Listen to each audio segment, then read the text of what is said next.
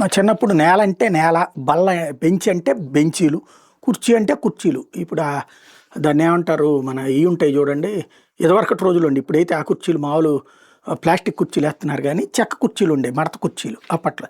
అట్లాంటివి ఉండేది కుర్చీ అంటే. మా చిన్నప్పుడు చూసింది అది. నేల మీద కూర్చుని సినిమాలు చూసిన రోజులు పల్లెటూళ్ళల్లో చూసామన్నమాట.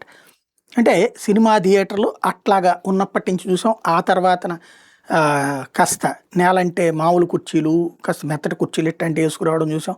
ఇట్లా ఇట్లా అన్ని రకాలు చూసేసాం మా కళ్ళెదురుగుండా. ఇవాళ ఉన్న యువతరం ఇవన్నీ చూసి ఉండకపోవచ్చును.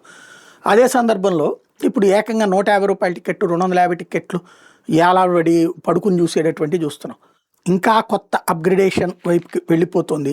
అల్లు అర్జున్, అల్లు సినిమాస్ రేపు ఇది సంక్రాంతికి స్టార్ట్ చేస్తారు. 75 అడుగుల భారీ డాల్టీ స్క్రీన్తో ఈ మల్టీప్లెక్స్ని 2026 సంక్రాంతికి లాంచ్ చేయబోతున్నారు అన్నటువంటిది కీలకమైనటువంటిది.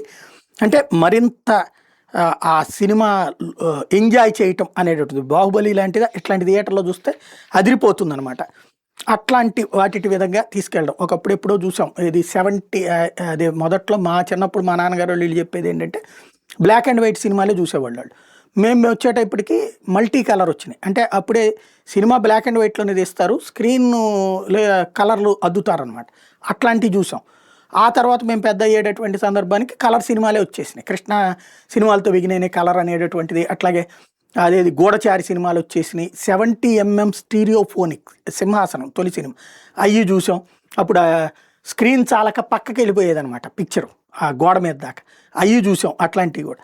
ఆ తర్వాతనే రకరకాలైన ఇప్పుడు ఏదో సౌండ్లు పిచ్చి ఉన్నట్టుండి పిచ్చి రేగిపోయే సౌండ్లు ఇప్పుడు ఎన్ని చూస్తున్నాం కదా. ఇప్పుడు ఈ సరికొత్తదైనటువంటి టెక్నాలజీ ఎట్లుంటుందో చూడాలి.